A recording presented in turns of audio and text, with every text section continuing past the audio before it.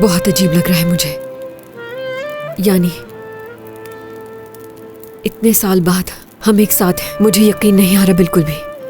मतलब 25 साल बाद दोबारा खुशियां मिली है मुझे।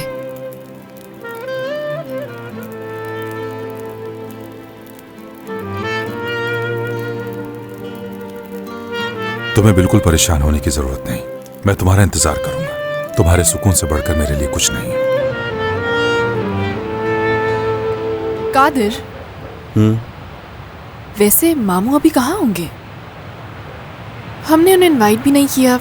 मुझे बुरा लग रहा है। उन्हें इनवाइट करना भी नहीं था।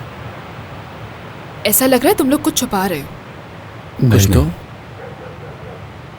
तो फिर मुझे तुम्हारी बात पे यकीन क्यों नहीं आ रहा? जरूर कुछ ऐसा है जो मुझे नहीं मालूम।